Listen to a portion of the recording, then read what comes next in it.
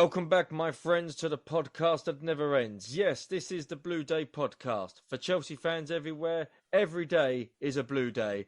I am your host, the man with a face for podcasting, Keith Lawrence. And again, joining me this week, he's the star of the show. He's the cream of the crop who always rises to the top. It's Steve Wicks. Steve, how are you? We're off to Wembley again. Yeah, again, he's done really well in 10 months. He's going to 3 finals. I think he's done really well, the manager.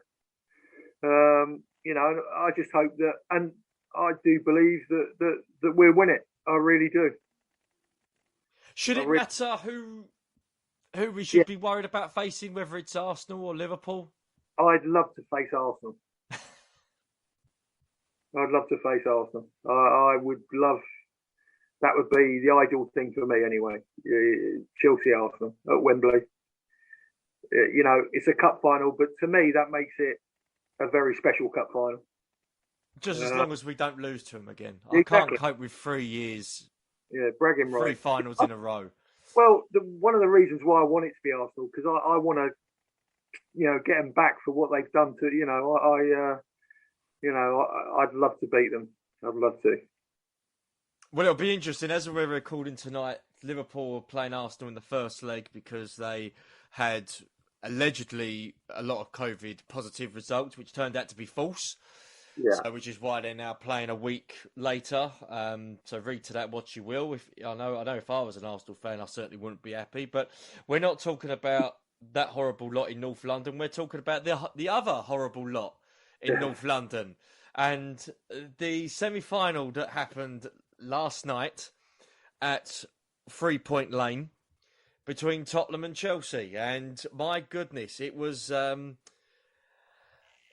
Well, Steve, I'll sort of get your thoughts in a minute, but it was a game where, when I looked at it, Chelsea played superbly well. They controlled the game. It was game management at its best. I thought the team selection, the tactics, everything was perfect. The only stain for the game was probably the referee that nearly cost us. If it wasn't for VAR, we would be out. Yeah. And again, I said this on social media this morning when I got up. I was a big detractor from Tuchel when he came in. This time last year, funny enough, Tuchel came in. It's nearly been a year. I wasn't a fan of his. I thought that with him leaving PSG under a cloud and with him leaving Dortmund under a cloud, I just thought it might not be a good appointment for Chelsea. My goodness, how wrong was I? Again, 3 finals. He's never lost a semi-final in his career. He's won us the Super Cup. He's won us the Champions League. League Cup, which, again, and it makes me laugh, Steve, when I hear stories about... This is my first rant of the show, because I've got a few coming up, Steve. Yeah. When I hear different football supporters complain about the League Cup and disrespect it to the point where it's a Mickey Mouse competition, and you had that Ralph Rangnick from Man United say they should scrap the League Cup because we need to worry about the league fixtures and crap like that.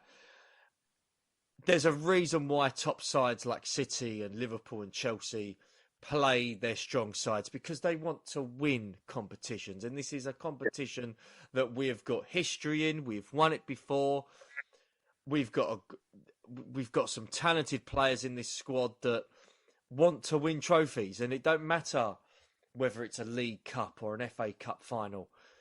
Okay, it's not it's not Champions League, it's not League, it's not what everybody wants to win. Believe you me, people that value English football, people that have a history of watching English football, they want to win the League Cup. It's a day out at Wembley. It's great if you win, shit if you lose, but it's a trophy. You can't tell me that with the allocation that's going to be there at Wembley come the end of February, that they're just going to turn up just for the sake of it. No, they want to turn up because they want to win the competition. They want to see their team win the competition. And I've never devalued the League Cup. I've always sort of treated it as serious as a supporter should. And we're in another final. And to see this, what annoys me about teams like Southampton and mid-table sides like Everton and teams like that put second-string sides out in cup competitions, you're not going to win the league. You're not going to win Europe. You're not even in bloody Europe. Take the cup competition seriously, for Christ's sake. And because you never know. Don't treat this as, oh, we're more concerned with final positions in the league or we want to get into Europe. Some supporters don't want that. Some supporters want to get to Wembley because some of these supporters have never been to Wembley. And some of their children have never been to Wembley unless it's an England game. But it's a lot different to going to Wembley for an England game than seeing your club play. And I just think that with the way Chelsea have handled it this season with the League Cup has been superb. And it's what I think every club should do. And every club should treat the cup competition seriously. Steve, I don't know about your thoughts on it, but that's my first rant for today. Well, listen, I think if it's good enough for Pep, it should be good enough for everyone because, he's taken a great deal of pride that they won it, 6 times out of the last, or 5 times out of the last 6 years, or, he's always treated that cup with respect. And I think it was the first trophy he ever won at Man City. And and it was Jose's first trophy that I think he won at Chelsea, I think, Yes, it was, yeah. So, listen, I'd rather play a game at Wembley than go training. That's for sure. And win a cup and put smiles on Chelsea fans' faces. That's, and winning cups there's nothing better. But yeah, I think everything you said about Chelsea was right. I've never ever thought I'd ever see such an easy semi-final over 2 legs against Tottenham as those 2 games. I think we cantered to Wembley. And I don't think anyone should ever canter to Wembley. I think, teams should roll up their shirts and fight and graft and fight for everything. But Tottenham went out with a flicker. It was unbelievable to see. Chelsea bossed them. There's a little spell just after half-time where you thought, well, let's not concede a goal now because, the crowd started to lift. But Chelsea soon, put that little flame out and continue to dominate the game. And I think it's lovely because when I was playing, the biggest game that we had, believe it or not, was Tottenham. And it's nice to see us totally dominate them like we did. And it wasn't just a dominant performance in one semi-final; it was over both games. And both. Listen, they were lucky. They were lucky to go into that second leg not 5-0 down. Yeah. They were dead lucky. And because of that, part of me said, Jesus, have we let them off the hook a little bit? Because what would have happened yesterday if Tottenham had scored in the first 20 minutes? But it wouldn't have been just because, honestly, I think what it's accentuated is the gap between the top 3 and the rest. There looked one hell of a gap yesterday. And I think that Liverpool, Man City and Chelsea are pulling away from the rest of the field. And I think from Spurs' point of view, they've got to look over their shoulder because they've got West Ham, who are actually growing as a club. And they've got, there's going to be a real fight for that last 4th place. And I would love West Ham to, I know they're London and they're our rivals, but I'm one of these people that quite like the South to beat the North. So I would love to see West Ham get that 4th spot. It'd be great. I attended last night's game. I managed to get a ticket, and walking towards the stadium, I heard Tottenham supporters saying, "Oh, this game isn't important. Sunday's game against Arsenal is more important." Blah blah blah blah blah. And it made me laugh because I was looking at sort of how Tottenham would approach it and how Conte would approach it, especially. And I got to the ground. I sat in my seat. And I looked at the stadium for a couple of minutes and thought, looks impressive for someone who's not been in the stadium before. Magnificent stadium. They've got a world-class manager. Yeah. A some might disagree, but a world-class stadium, but a piss-poor squad. And Chelsea, to their credit, and to the fans' credit, and I'll talk about the fans in a minute, we pissed all over them last night. We did. absolutely dropped our trousers, pissed at the stadium, and walked off and laughed. And you look at someone like Harry Kane, he just... he just looked disinterested, and Christensen had... I was just going to say, Christensen, Sarr and Rudiger last night, they were just magnificent. Yeah, every single person that put on a Chelsea shirt last night was magnificent. Lukaku, and again, this is my second rant for the day. People that are still criticising Lukaku for that interview, stick your head out your arse. He has apologised. The club have accepted it. Tuchel's accepted it. Let's move on. Lukaku never said he wanted to leave Chelsea, so we shouldn't be trying to get him out the door. Yes, he didn't score last night. He had a good chance in the first half. But I thought his hold-up play and his overall contribution with bringing the ball down and allowing people like Werner and Kovacic and Hudson-Odoi to come in and get into the space where Spurs were leaving quite behind because they weren't tracking their markers was effective centre-forward play. I'm not saying it's like a Drogba-esque, but it was half close. Yeah. And he was outstanding last night. As I've said to you over and over again, a team like Chelsea, the way we play, we need that focal point up front. We need that person that's going to hold it up and bring other players into play. And he had a very good game at that last night, holding it up and bringing other players into play. Listen, what's happened has happened. You can't hold that against him. He's trying. He's gone out and he's trying. I think Chelsea means a lot to him. And he said when he signed that Chelsea were his favourite club. I think Chelsea means a lot to him. I think you're going to have these teething problems. I used to say it and you used to say it every time he was on the bench. What is he doing on the bench? Yeah. So if you multiply that by 10, you've got the players' frustration. And sometimes players' frustration, they don't control it and they say things they shouldn't say because they're passionate. And I think when this happens at this time and the way he's responded, I think you've got to give him the benefit of the doubt. Because I think probably the big problem he's got is he doesn't know who signed him for Chelsea.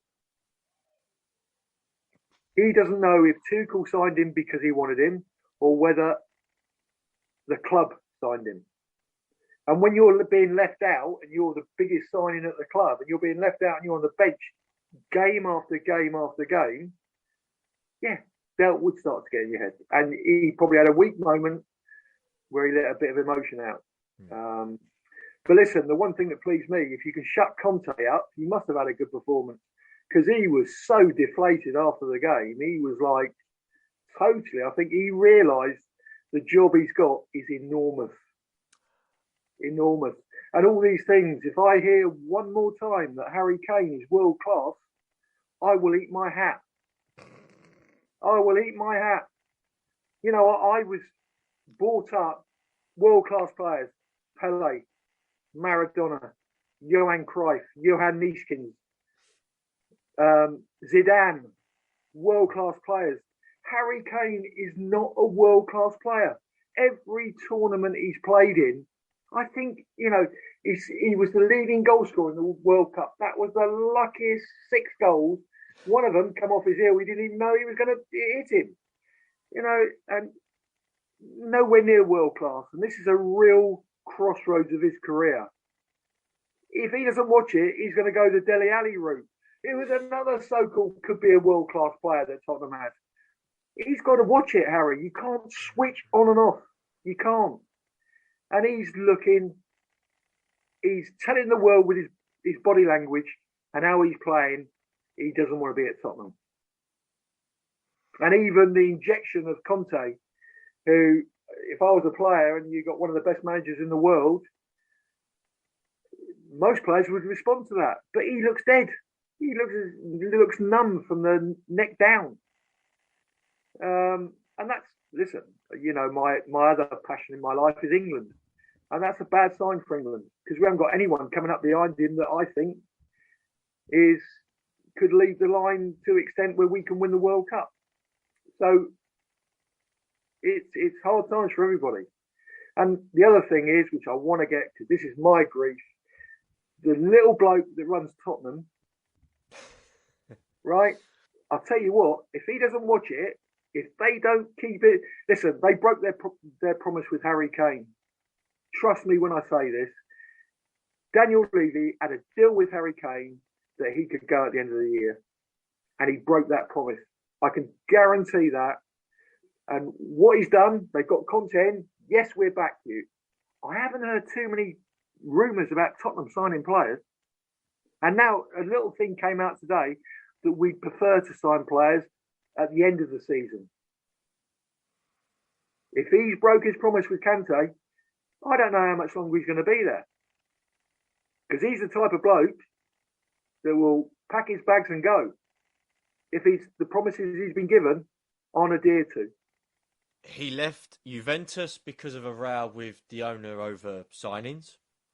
He left Chelsea because of the issue with players. And he left Inter Milan because Inter Milan gave him the best players. False hope, and they said they needed money to sell players. Yep. Those are three of the world's biggest clubs. If you look at European pedigree, league and European Cups. There's no way he's going to stay at Tottenham for as long as his contract is.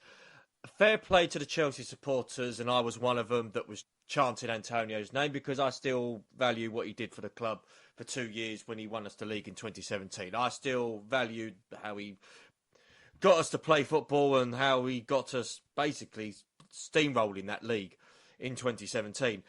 But he cut a lonely figure, and I've never seen him like that. Listen, the one thing that we all loved, the one thing we loved about Conte was he was emanating, he was alive on the side, he was going mad and he was jumping. Yesterday he was just like a statue. He didn't do anything. He wasn't the same man. No. I honestly believe that if Joe Lewis and his sidekick let him down and they don't cut, I don't think he'd be here in February. I really don't. Because, go on. No, I was just going to say, Steve, I'm going to call it now. I'm in the mood because I've got more rants coming up. If Spurs don't sign anybody, I think he'll go. No, I do think he'll go. Listen, we all know. I think he will go in February if Spurs do not sign anybody this month. And what he's done, where he's done so well in his career, and he's won things and he's been great at all the clubs. He's won things with clubs. He's coming to Tottenham, and he would have had assurances that they would back him. He'd have had assurances. Now, if they don't adhere to those insurances, that man will not stay at Tottenham. They won't.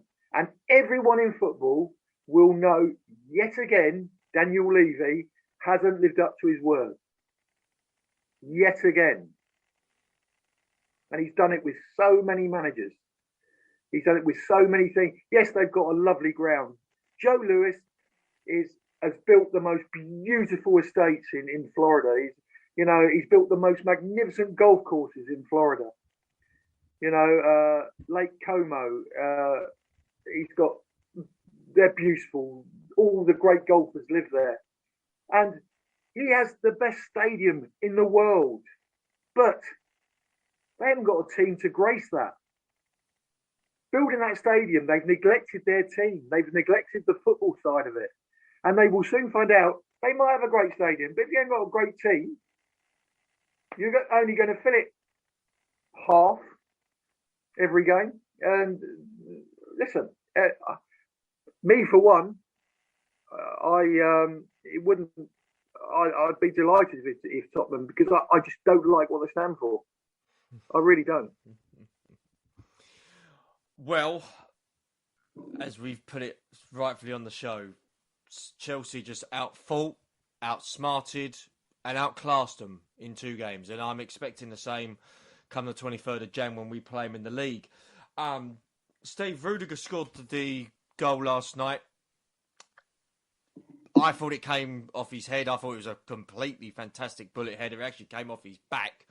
But be that as it may, it went in. Fantastic scenes in the away end. Tottenham get battered everywhere they go. That was the chant that went ringing for the 5 minutes afterwards. Rudiger's contract's up at the end of the season. There's the clubs that at this moment in time are linked with him. Ironically, one of them's Tottenham, which I found quite amusing. Paris Saint-Germain, Real Madrid apparently shying away from it because of allegedly the wages. Manchester United, and also we're still, basically the contract is still on the table at our end. Excuse me. Yeah. Dave, I want to get your thoughts on it. Is he replaceable or is he too valuable at this moment? No, he's replaceable, Piers. He's definitely, he's replaceable. How old is he now? 31, 32? He's about 28, 29. Oh, he's 28, 29. I'd look at it a little bit differently. What I've seen is I've seen him grow over the last couple of years and become a leader. He's become a leader. But to me, the greatest thing that ever happened, to give you some idea, to Man City, was when they were in for Maguire and they ended up signing Diaz. And to me, that was the best thing that's ever happened to him, because that boy's probably the best centre back in the world at the moment. He is, there are players out there, and I think what Chelsea have got to do, I think Chelsea have got to, Christensen's playing a game at the moment, Rudiger's playing a game at the moment, and what we shouldn't be doing as a club like Chelsea is being held to ransom. They made Christensen, they gave him the opportunity. He's become a much better player under them. And now there's rumours that he's going to go to Bayern Munich. I think we deserve more respect than that. And if players are going to hold us to gunpoint, I know Roman won't accept that. And I would imagine that Peter Cech and all his boys are looking at centre-backs all over the world at the moment.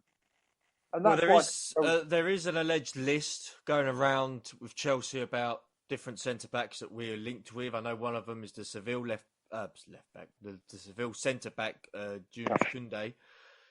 He looks very, very promising. I know there's potential rumours of Marquinhos, but I can't see it personally. But I thought with Rudiger last night and even this season, the contract talks don't seem to be having an effect on his game. Not like he's down in tools or looking to score an own goal, or they don't look like he cares. He has shown commitment, fight, desire, and a bloody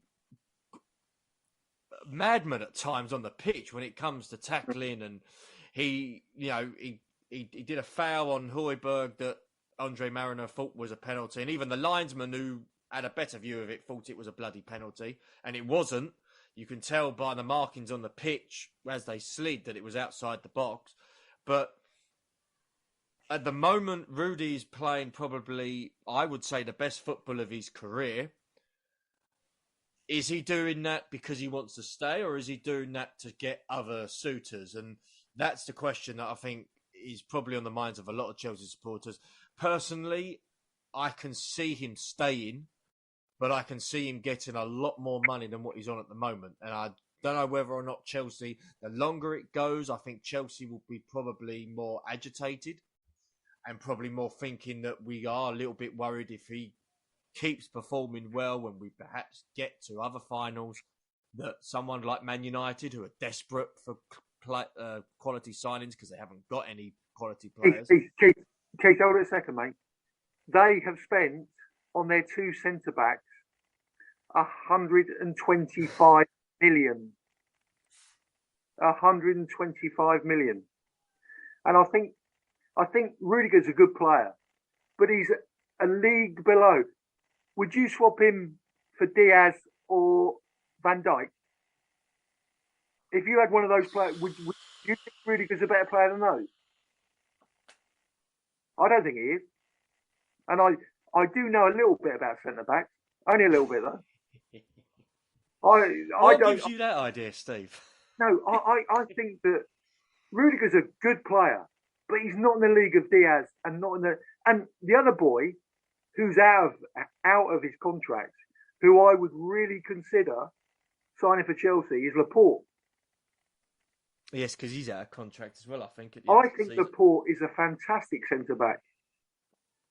And if Rudiger wants to go to Man City, which there's little rumours that he wants to go to Man City, yeah, we'll have Laporte and we'll have De Bruyne back.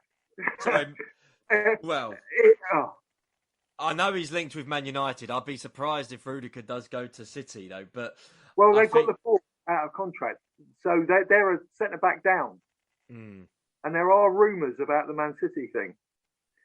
But I think Laporte's a super player.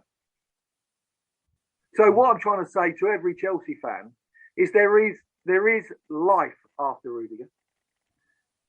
There are options.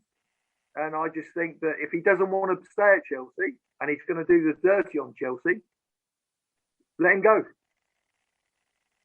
Well, one player that has returned to Chelsea is Kennedy. And it was announced yesterday that Chelsea have terminated the loan deal with Flamengo for Kennedy, the winger come left wing back or right wing back, however you want to sort of see him. It was Tuchel's decision. It wasn't the club's decision. Allegedly, Tuchel has said that he wants him in the squad.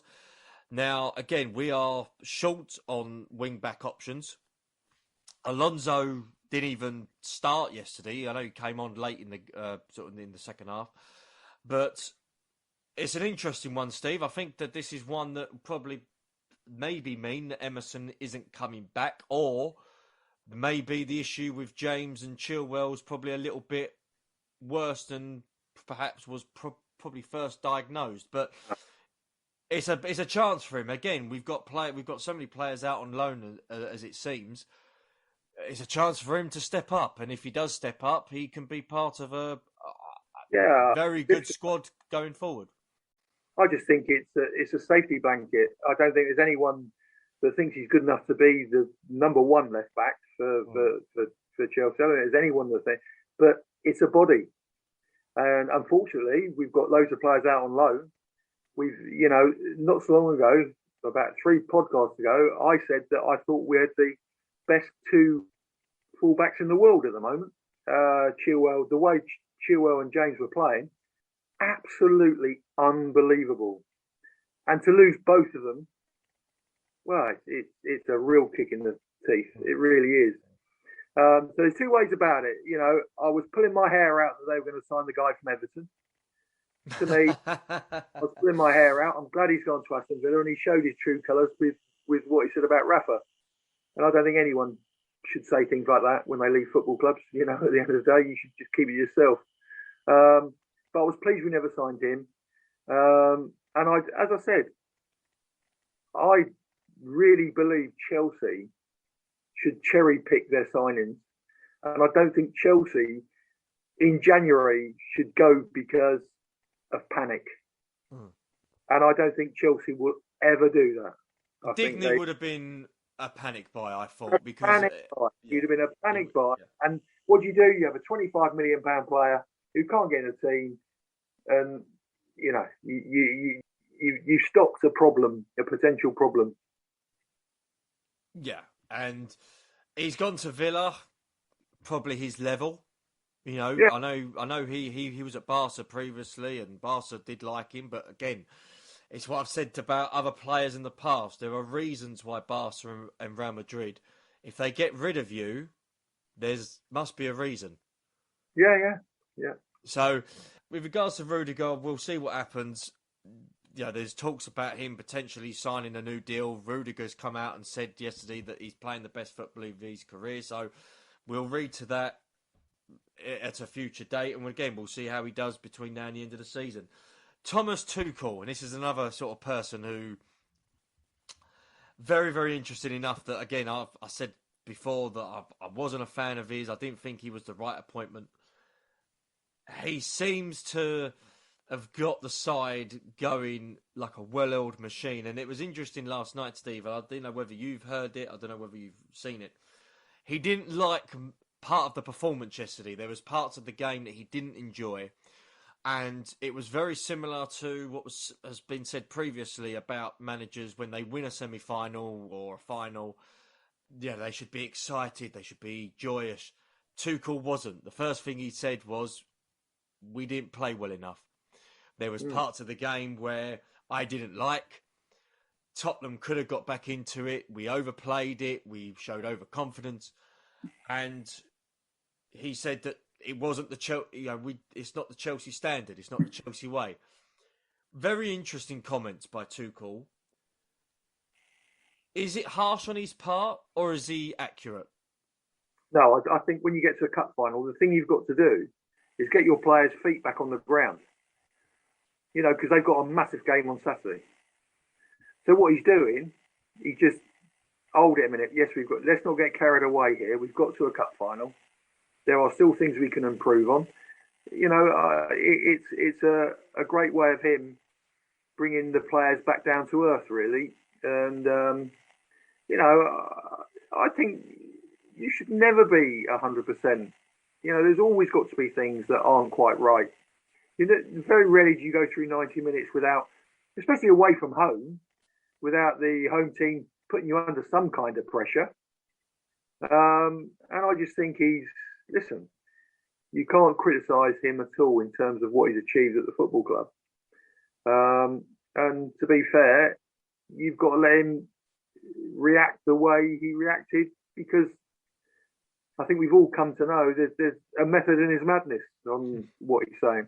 Yeah, so it was like the two sides. You saw two managers with two totally different things, and it seemed to me that Tuchel, I think he took that depressant tablet that Conte took before the game. Because I'll tell you what, as I said, he looked very low and very flat after that game. And I think the reality of his job at Tottenham was shown over those two games.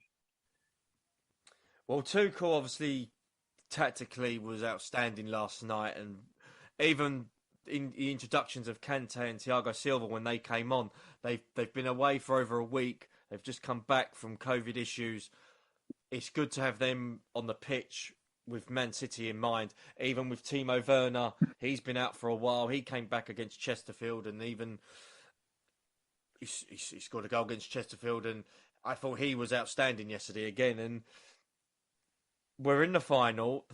The other first legs tonight between Liverpool and Arsenal, as we're recording. I've already said I don't fear anybody, but whoever we play, I know your preference is Arsenal. What do you think our chances are come 27th of Feb of lifting another trophy? Well, I think they're very good. I think that the players have got into a habit of winning. They've won the Champions League. They've won the Super Club Cup final. They're winning big games is a habit. It's like our old mate Drogba. I've never known anyone score so many important goals at important times like him. And I think that the only problem what I'd like to see is goals being spread around the team, where Lukaku starts scoring, Werner starts scoring. I know he scored against Chesterfield, but they start now, getting into form where they're scoring regularly. And I think that's our only problem. I'm looking, I'm thinking, most teams that win things have a centre forward that scores 20 goals a season. As I said, we performed a miracle last year in the Champions League. I'd like to see our forward players. As I said to you before, there are certain teams that you can get away with it. When I say that, in terms of the amount of chances we miss in that first leg. In the Champions League, if you'd have missed that amount of chances against someone, you might not have got away with it. And I think we were lucky because we were playing a side that was so inferior to us. It was unbelievable. And I like saying that, trust me, I really like saying that. And, you know, it was a stroll in the park, really. We never had any, it was like, well, where are they going to put us under a bit of pressure? Are they going to spark it? It was too easy. Too easy. Well, we'll see how it goes in the League Cup final. I'm hoping to go there. I'm hoping to hopefully get a ticket for the final. It would be a great occasion. One thing that's not going to be easy, though, is the Man City game coming up on Saturday. A huge game at the Etihad. A game that I'm not going to due to family commitments, and rightfully so, because for the last few weeks, I've been to a lot of games, and I need to relax more to actually recharge the batteries a little bit, to be fair. No. You need Zoe time. That's what you need. I need to recharge the batteries rather than worry about other people. But Man City away. We haven't got a great record against them at their place. I think the last time we beat them was under Conte. I wouldn't say if we lose, we're out the title race. I think we're out the title race anyway. But if we win, I think it'll be great for us, for the momentum going forward. And I think Tuchel will take it seriously because it is Man City. And it'll be interesting, again, with the lineup, whether he will go with partially the same lineup as Wednesday. Steve, is this a game whereby we have to win, or is it a case whereby we dare not lose? And I say that because is a draw against Man City acceptable for a club like us, or should we say no, we have to win? This is a must-win game. I think, unfortunately, the way Man City are playing, it's almost a must-win game, Keith. I think that we can't afford to go 13 points behind them. That's 4 games. And I can't see Man City losing 4 games. So I think, as unbelievable as it is, with 18 games still to play, I think it's 18 games, it's incredible that I think it's a must-win game. Because Man City are just playing out this world at the moment in terms of they're relentless. They just keep winning, and they know how to win. That's the thing. The other day can't remember who they were playing against, but they weren't that good, but they won. They nicked who were they playing? But they didn't play that well, and all of a sudden, Arsenal. Oh, that's right, yeah. Yeah, Arsenal played probably the best football I've seen them play for 5-6 years. And Arsenal were brilliant in the first half. And Man City, you thought, but they won. And I remember Billy Bremner said a good sign for a good team is when you play not so well and win.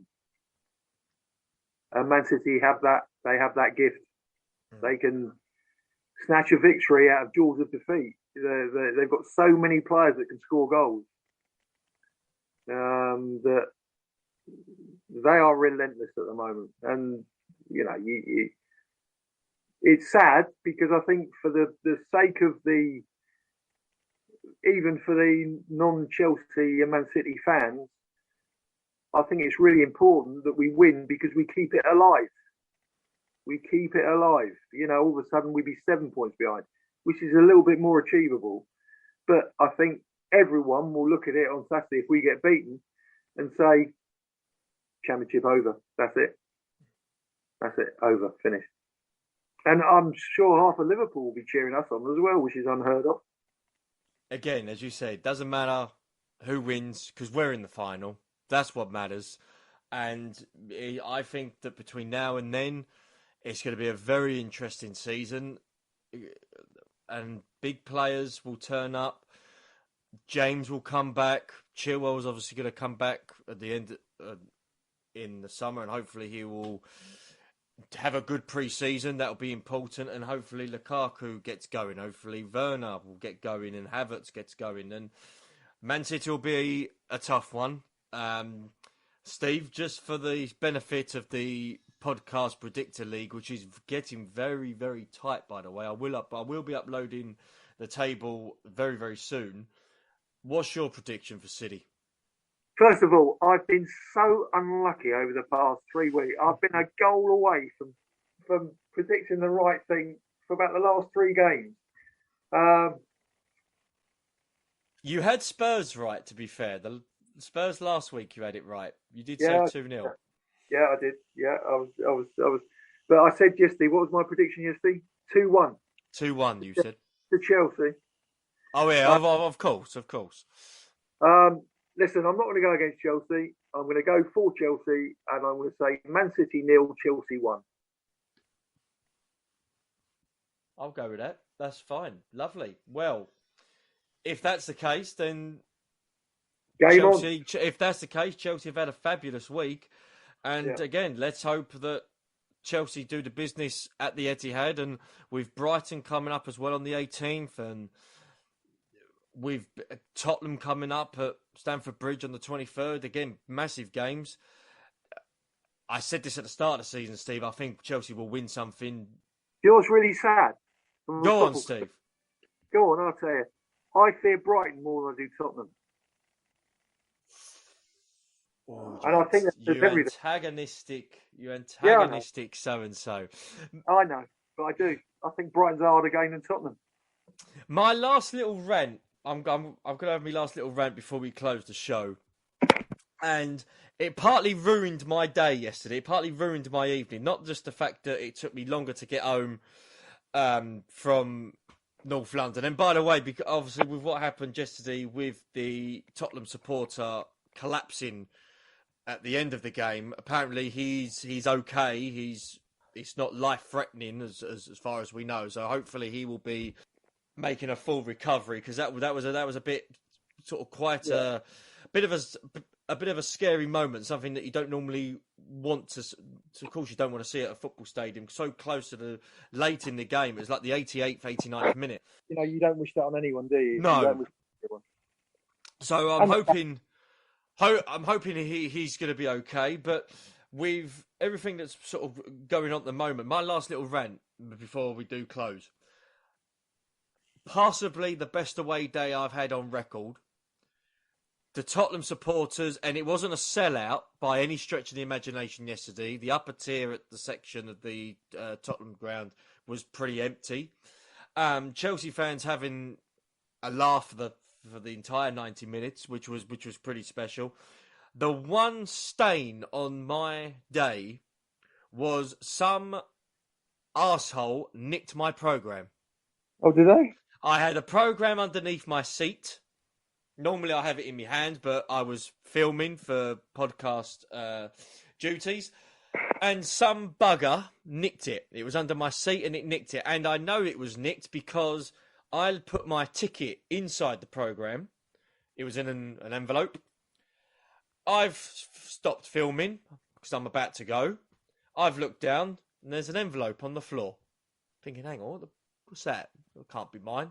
I've looked over, my programme's gone. I'm thinking, whose envelope's that? I've looked at it. It's got Keith Lawrence and it's got my ticket on it. So some arsehole, and I hate to call a Chelsea fan an arsehole, but this arsehole nicked my programme. So that partly put a stain on my lovely day yesterday. I even asked a couple of Spurs stewards if they can help me speak to the programme sellers and see if they can get one. But unfortunately, I was unsuccessful. So if I do manage to find that individual who was with a group of other Chelsea supporters, if I see you at the ground or I see you at the Chelsea pensioner, we will be having words. Don't you worry about that. But other than that, Steve, perfect. Yeah, I'd rather us win. I'd rather us lose and you keep your programme than us win and lose your programme. Well, there's always other programmes. That is a good point. There are always other programmes. But do you know what? You're going to get something that a Tottenham fan won't have. A cup final programme. I intend to, but I don't intend to pay £10 what they were allegedly charging for certain cup finals. But it'll be good. This season's going to be very, very good, and the podcast is going to be very, very good because we've got hopefully a few player interviews coming up this month. We're going to hopefully have some special features coming up between now and the end of the season, and of course next season. Thank you for everyone who's listened to mine and Steve's special episode of Terry Venables last week. That was a very interesting episode that we did, and I enjoyed listening to Steve's stories on that. If you haven't listened to it yet, find it on YouTube and Apple Podcasts, and we're now on Amazon Music, Steve, as well. We're finally on there now, which will be very, very good as well. But we're hoping to get some more guests on the show. And yeah, between now and the end of the season, it's exciting for Chelsea. It is exciting for the podcast. You can find us on Facebook. We're on facebook.com/The Blue Day Podcast. You can find us on Twitter, where our Twitter handler will hopefully be busy between now and the end of the season once he gets sorted. We're on Instagram as well. We're putting tons of content on Instagram every single day. Goals, special features, videos of myself at the grounds. I won't be there Saturday and I won't be there Tuesday, but we will be putting content on there nonetheless. So subscribe to us at the Blue Day Podcast. Find us wherever you get your favourite podcasts. Steve, any final thoughts for you before we wrap this up? No, just all Chelsea fans, enjoy the moment. Enjoy the moment. We're in another final. Enjoy the moment. We're in another final. We're on our way to Wembley. And just remember, Tottenham get battered everywhere they go. Stay safe and carefree.